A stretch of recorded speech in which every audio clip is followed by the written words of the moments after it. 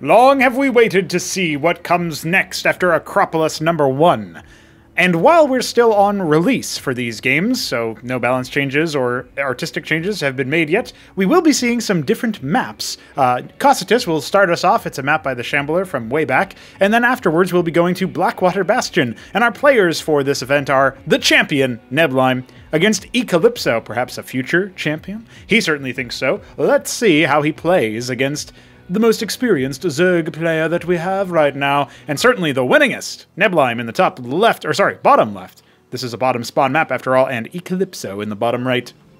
All right, this Zerg versus Protoss should be interesting. Neblime has faced ECalipso before, but the other stuff that I'm interested in is mostly just how he adapts to Neblime's playstyle. They have been... this game was played on the 6th of May, so this is actually prior to the tournament concluding. We didn't know that Neblime was going to win, except Neblime knew that Neblime was going to win, but most of us did not know that that was absolutely going to happen. However, of course, we come to this time and we know. We know what happened. We saw what happened. But I'm hoping to see more people like ECalipso, upstarts, newcomers, who are willing to take on the people that have defined Cosmonarchy's competitive landscape for some time now, and come out on the top. ECalipso looking around for where the spawns are, and Neblime telling him where to scout. What a kind soul. Indeed, if you haven't seen Cocytus before, it is an ice map by the Shambler, and as you can see, you move through over here. One of the things that this map benefits from is the fact that ice is actually a height disadvantage. This is only made possible by Dark and Fantasy's work on the tile sort of extension related to tile height. Tile height was not actually something... Oh, look at this little shenanigans there from ECalipso. I like that, you know? Put the fear of God in that worker for a moment. But yeah, normally you only have like basically medium height up here, low height, and then I'm looking around to see if we have any example of high height. But there's normally a third height level, which would be like a cliff on top of this cliff, right? So that is all you normally have in StarCraft. Now, we have added in up to 255 height levels. I mean, imagine the cliff advantage. But in practically speaking, there is no tile that has that much health. So what we do see, though, is that when we get to the point where there's this much height, a bit of a height difference, this does mean that you get range advantage attacking down here, which makes that holdable. For a while, in the earlier stages of what was going on here, it was kind of interesting, right? For the earlier stages of this map being played, this actually wasn't the case. So I think retroactively speaking, this map ended up being kind of improved by that. And old guys will know Boscovine, a map by the Beaver 99. So this Legionnaire is going to go ahead and charge on in. It will probably get another worker kill unless Neblime somehow manages to use the drill to his advantage. And yeah, and even despite that, he still gets the worker kill. So that's killing the scout and killing a worker. Very nice pressure from ECalipso. Maybe not exactly respected by the respecting the double gate opener here. And straight into Drakken's after, so he's not too interested. This bug still exists, by the way. No idea why, for some reason, scribes in particular have a hard time making it through gateways. I'm sure it's not specific to that unit, but it's just really funny that that's still an issue. Maybe, if Veek is able to experiment with improved pathing a little bit later on in the game's lifespan, in the project's lifespan, we might be able to squash that particular issue. But anyhow, the Drakken is here, of course. That's just a Dragoon from StarCraft 1, but remodeled and made to actually turn. Obviously, all of the units are a little bit different compared to StarCraft 1 counterparts, even the ones that return, regardless of whether or not they have name changes, although most of them do. And the reason why I say that they're a little bit different is because we have a different stats environment. So, you know, we don't have damage types. Instead, we have and unit sizes. So there's no small, medium, large. There's no normal, explosive, concussive. Instead, you have just damage, armor, and armor penetration. So there is one armor pen on the Zealot, and there is no armor pen on the Drakken's. And also, if we hold shift, we can see the number of attacks. We see the Zealot deals 2 times 8. So that means that any armor values above 1, because one armor pen ignores 1 armor, gives the Zealot 2 less damage, actually. This other core was burrowed and is going to go ahead and strike. If you're wondering if Neblime was throwing by doing that, you don't block building placeability with burrow anymore. They just forcibly get unburrowed. So Neblime actually took the opportunity to see what his opponent was doing before invariably getting stuck inside the Nexus warp portal, which is always an amusing sight. The Hydra's Den is coming for Neblime. Our experienced Zerg player is going to take an expansion a little bit delayed compared to his opponent. I think part of that is due to the eco damage. But all is not lost, because on Cosmonarchy's one base economy, you can support well, the minimum of 2 times the mineral node in workers and 3 times the gas node in workers is basically what you want. And then if you're by the time you had a 3rd worker on mineral nodes, this is true on all nodes, but for gas, you still want it because gas is really important. 3 workers, the 3rd worker is halfway as efficient. This Ovaleth is going to go ahead and scout, sees the embassy making additional workers, sees the gateways pumping out units.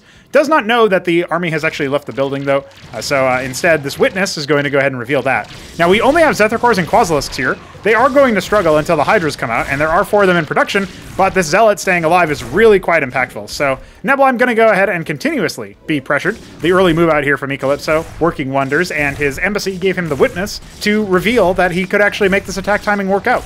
This hatch will be defended by Neblime. All right, we have a Larvosk coming up in the background here. It's about to finish, and it should be able to get away with being completed.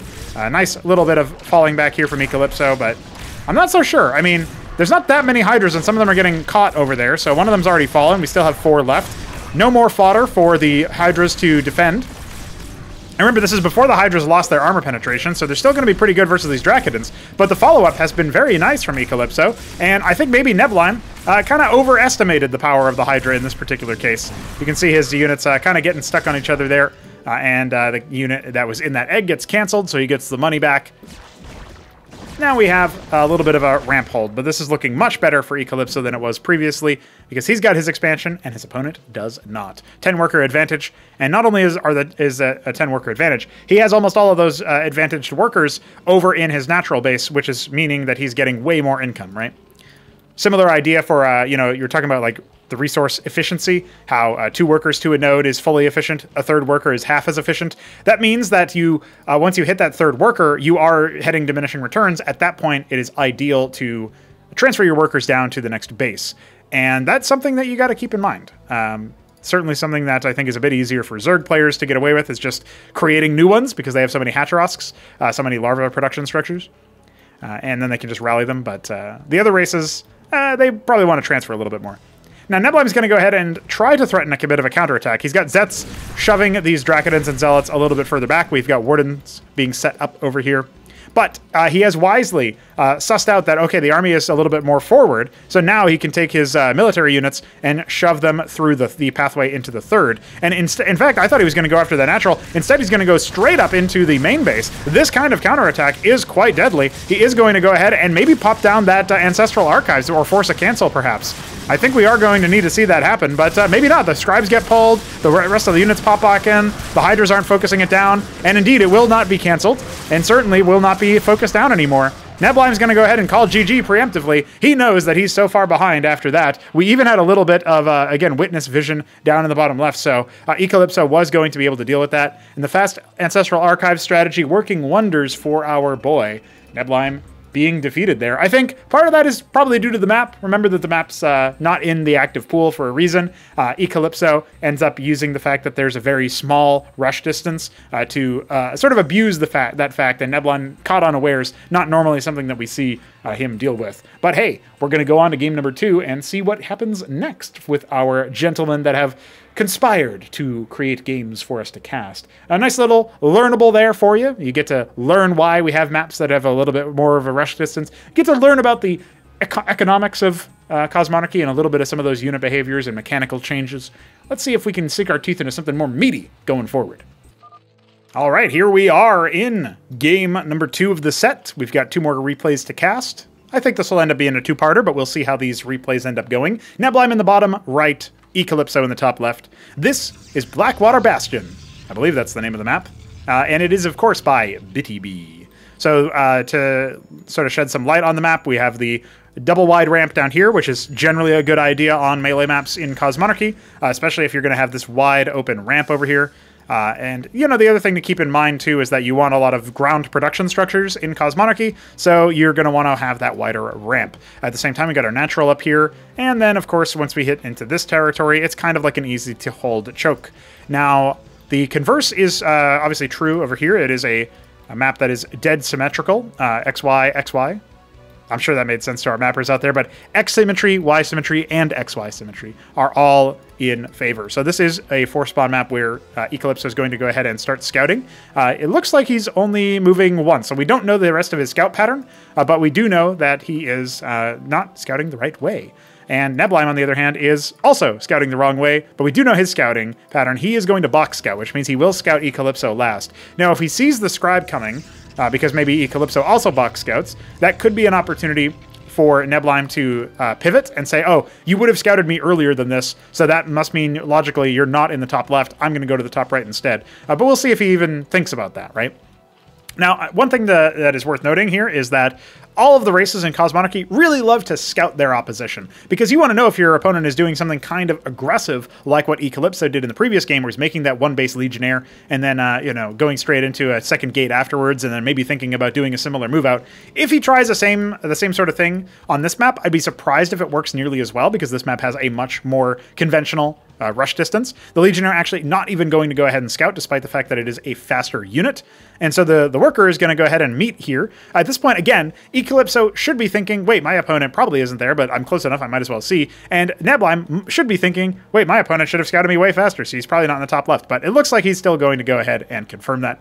So we'll see if that ends up changing later on. Now, obviously, I'm sure both of these players can explain in the comments below if they had a different thought process for why they scouted. I mean, this game was played about over 10 days ago now, so or almost 10 days ago, I should say. So yeah, not a situation where maybe they might not remember all that.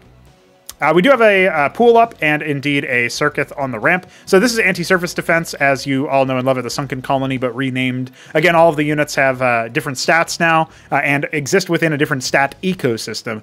Subterranean Tentacle deals 20 damage instead of 40, but there's no explosive damage. So it will deal the same amount of damage to all targets, except for notwithstanding armor, right? So now, ECalipso has scouted that. He has not scouted whether or not there was an expansion coming here. So that's something that I think as people get more familiar with maps, they tend to scout and confirm whether or not the Expo is actually there. Now, funnily enough, this Legionnaire is going to see the Zephyr Core, but the Dracodons on the ramp will clear it out. And once again, Neblime, in the same way, did not scout whether or not his opponent actually has a natural. Now, I guess I'm looking around to see if, you know, did we have another kill somewhere? Or did that worker... I guess the worker just came on back? Yeah, it must have been the case that the worker just returned home. And maybe that's because Neblime knew that it would just die. So what he's doing here is he's killed his Circuit so that it regresses back into a Kagrant. He's made this Ovaleth, and he's going to sort of transport these unmutated Cesiants over. And what that means is that he can actually spread the Kagra around over here. The Kagra's the new word for creep. He can spread this out here. He can unload them as well for the purpose of creating a sort of like forward outpost, and he's going to go for a triple Circuit defense. Now, this is while he's taking his natural expansion. He's harvesting some Vespene. He does have his Hydrith Den coming, so he's in a pretty good spot. Has everything that a Zerg could ask for versus Protoss, at least in the early stages of the game. And the same is true for ECalipso, who is going to go ahead and go for that embassy. The reason why you end up going for the early embassy, even if you're going to attack relatively fast, is because the Witness is very useful at not just reconnoitering the area and figuring out exactly what your opponent is doing as far as their tech is concerned and their saturation is concerned and their production count is concerned. It also allows you to reveal burrowed units, obviously, because it is a detector. And the reason why you would want to deal with that is because one of the only ways that quas-pool units in the early stages of the game can actually help you out as a Zerg player is if you forward burrow them, wait for your opponent to strike, and unburrow to totally surprise them. That is pretty significant and does mean that ECalipso would potentially lose some Dracodons or some other expensive units. Speaking of expensive units, the Ovaleth is a little bit expensive here, and with a little bit of stutter stepping, ECalipso would have been able to kill that, but it doesn't look like he's actually going to be able to this time around. So a nice little save there from Neblime. Not like he did something specific to do that. He obviously just right-clicked it, but still always nice when that ends up happening and your opponent kind of plays themselves with their lack of micro, thinking that, oh yeah, I've definitely got this guy, and then he doesn't. Neblime going to go ahead and continue spreading the Kagra using his Larvosks. These Larvosks generate larvae at the same rate as Hatterosks, so all good there. Quasi and Ovaleth pair together to alert ECalipso that, hey, your detector has been sighted and can no longer detect for free. I think that's another situation where the macro kind of, or the micro kind of got out of hand there a little bit. Obviously, we have a Biddy B tile here. We were just talking about this in the Discord server, talking about mapping and map making and stuff, and how I find broken tiles as soon as I see them. When I first opened this map, that was the first thing that I noticed, because you start in the top left when you open a map in the map editor, and I was like, oh, a Biddy B tile. I didn't think of it in those exact terms, but he said that they're called bitty bee tiles. So now they are indeed called bitty bee tiles. Now, Bitty B is the author of this map, for those who didn't know. That's why I'm referencing his name. I don't think maybe I did say that at the beginning. Now, we have an Ancestral Archives after a 4-gate opener here. So ECalipso is going to go ahead into that high tech. Worth noting that on pre-release and in future releases, you will see the Ancestral Archives be a much bigger structure. It uses the old Grand Library graphic, which if we see that structure in this game, it'll be because ECalipso makes it. And I'll point that out, that actually the Ancestral uses that graphic and the Grand Library uses a different graphic now. So it's much larger, it takes up much more build space, a little bit more durable. And we saw something get canceled. I think that might have been a pylon, or maybe it was a crucible. If it was a crucible, that's actually really bad because you lose out a lot of Vespene, but we shall see. What's he thinking? It is a crucible. Okay, I guess it was a little bit too far down then. A little bit unfortunate. Redundancy pylon as well. You can make the crucible like a pylon in terms of you can just build it anywhere. It doesn't require power because it is a power generator similar to a pylon. But the redundancy pylon is good too. No problems there. All right, what is Neblime thinking? He's got a bunch of Hydras. He's forward here, and unfortunately for ECalipso, he paths directly into a little roving pack here that is going to go ahead and clear out the witnesses. Good play from Neblime to be doing that and thinking about that. He's got units placed in different locations, like the 3rd, this little spot over here with a Zeth, this spot over here in the top left in case somebody's trying to do like a little cheeky move to take another player's main, another main spot. Now, this Legionnaire, very important scout, confirms that a 3rd base is coming. When you know this is happening, you know that your opponent probably isn't doing anything too crazy. And ECalipso comes on down and clears out this Quasilisk, such that he can place his own 3rd base when the time comes. First, he's making a Patriarch out of the Ancestral Archives. We'll talk about that unit a little bit more when it comes in, but suffice it to say, it is a very useful unit for sustain. In the middle of the map, you'll see a Burning Ministry. You can return resources to neutral town centers. So this is half HP over here, and you can use it for a number of things. I think it being half HP might actually be sleeper OP for Zerg, because you can infest it using Matroleths, the new queen, and let's just say it's a very different situation than infesting it normally is, but we'll hold that thought. The Patriarch is dealing some splash damage and allowing any unit that damages its victims to heal their shields. But right now, ECalipso is focus firing with his Patriarch, and then his Zealots are attacking other things unrelated to it. So that was a little bit less efficient than it could have been, and Neblime still has to tuck tail and fall back. He only has his Hydras. He needs some kind of front line. His choice de jour is going to be the Zoryusthaloth. That is a very tanky strain, and it comes out of the Shroud structure, or it's enabled by the Shroud structure. We've got them waypointed in over here, and unfortunately he is going to end up losing 1.5 of them, 1 3/4 maybe, a little bit too soon. He's got more coming up. Oh, I like this little installation tile. That's interesting. Obviously, over here, we have another bit of a weird engagement because Neblime split his forces up. And normally, that's pretty good for Zerg because you want to set up for a surround. And maybe, just maybe, Neblime will be able to make that happen. Pulling the trigger on surrounding the Patriarchs, but does he have enough forces on this right side flank to not just get totally chewed up? I'd say maybe not, considering the Hydras are clumped up together and not spread out. Remember that those Patriarchs do deal splash damage. Now, the Zoryusthaloths are here on the front line. When they take damage, they spawn Brood Spawn, but those get cleaned up by the splash anyway, and you can see here the rest of the Protoss forces are staying quite alive. When you have 2 Patriarchs, it's a much more big power spike than the other, because they can kind of heal off of each other's passives in a way that normally you cannot. To say nothing of the sort that on release, I believe there is still an issue where the Patriarch will not heal itself.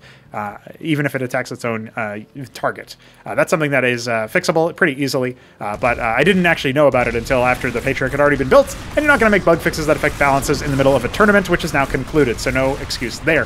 Hydras are here for the defense. We do have 1 circuit completed and 3 more coming up online. Lachesis are being made, but in small quantities. I still think this is totally fine, especially since one of the Patriarchs wasn't even in the fight. So Neblime will hold, both players getting their 3rd bases up and running. We have a bit of an actual game on our hands. Meanwhile, 2 Zoryus have made it into the top left. Not the most fearsome of victims or units to attack with, but you know, they're much more of a tanky unit.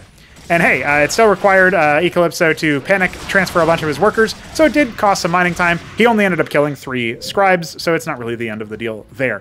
Big stab outward with the Zethicors. I will say that something that ECalipso has sort of slacked off on doing so far is actually building units out of the embassy. Specifically, the witness count is much lower than we would like to see. Neblime does have a pretty solid bank. He could try to expand again, but it looks like he's mostly just moving this sort of pack of units off to the top left, and he's going to see if he can stab on in and maybe attack at the same time at the 3rd base. He could even set himself up for a 2-pronged attack, attacking in from this angle on the western flank, as well as the south. We'll see if he wants to do that. He's confirming nothing at 12 o'clock, and he does have Tier 2 coming. That's that flowery structure there on the left next to Neblime's name. It is the Iral Iris. It will be hatching in about, I want to say, 30 seconds. Here comes the attempted attack. That is going to confirm to ECalipso that that's the predominant threat, shall we say. But actually, that is not the predominant threat, and now he needs to turn his attention to the Hydras and the Lechizalisks that are moving on in. Obviously, the Lechizalisk is like the Lurker, except the Spines return to it on their return path and can hit the same unit twice as a result. Now, the Zealots can stand on top of him to reveal them. Any unit can stand on top of a burrowed unit and reveal it. So this attack is kind of like that attack on Cocytus. It doesn't really do that much damage at the end of the day. But it does make ECalipso's life a little bit more chaotic, and Zerg is happy to trade down if they can. I guess the only concerning thing here is that he didn't kill that many military units, and he also didn't really breach this position. ECalipso has some nice little fortified locations here, and is otherwise keeping in the same base count. That being said, Neblime is taking 6 o'clock, and maybe eyeballing this 3 o'clock position, because if he can set up some advanced defenses like these Scorchriths here, which require that Iral Iris I was talking about earlier, it could be pretty interesting. But now that the Zerg is at Tier 2, you can see he's going to go ahead and mutate the Tethvith Swamp. This will allow him to make some very durable melee combatants that also have lifesteal. I'm guessing that that's probably where he'll end up going. The other two options might not be super useful in this case. The other thing that it will allow him to do is mutate his Hydras into Bactylisks, which are sort of like they're an artillery unit before you get real artillery units, and they have a conditional range or a bounce increase, so their attack will conditionally bounce if the projectile travels far enough. So as long as you have peel for them and you prevent their targets from getting on top of them, like Zealots and the like, you'll actually be able to allow them to increase their damage capacities. Now, we do have these Tetzoricors coming. Those are the melee combatants that I was talking about that will have lifesteal. But has Neblime taken too long to make them? That is a pretty genuine question here. All of the splash damage is going to be more than enough to deal with these Zethicors. It doesn't really feel like these Zealots can die. We needed way more Lechizalisks to deal the splash, or the Tetzoricors needed to finish a lot sooner. I feel like ECalipso has found the anti-timing here and allowed Neblime to get into a false sense of security. Don't mind the debug info. We already cleared that up. Now, the Lechizalisks are burrowing, and they are slowly dealing with some of these Zealots, but remember that you can just stand on top of them, and he doesn't even need to do that because he brought a witness this time around. Neblime can't fortify this location in time, and ECalipso has found yet another dub. Well, that game looked a lot more convincing in the sense that, okay, you can't really call map imba. You might be able to say map unfamiliarity, and then maybe then you can just go back to the raw dogging situation where you're like, oh, this is what I would expect. But despite all of that, you got to hand it to ECalipso. He's got pretty good ideas of what to do as far as his composition goes. And this is after a situation where, you know, maybe Neblime was trying something new himself. Maybe he wasn't playing super serious. Maybe he needs to learn the map and figure things out. We do have 2 more games to cast, so maybe he'll do exactly that. But remember that Neblime himself 4-0'd our other Protoss player, and before that 3-0'd the same Protoss player that was in the grand finals of Acropolis #1. So if ECalipso's already taken games off of him, and perhaps with some regularity, as we'll see in part 2 of this series, I have high hopes for this player when we get into our next tournament. Stay tuned for that, and announcements regarding that. GG's, and we'll be back.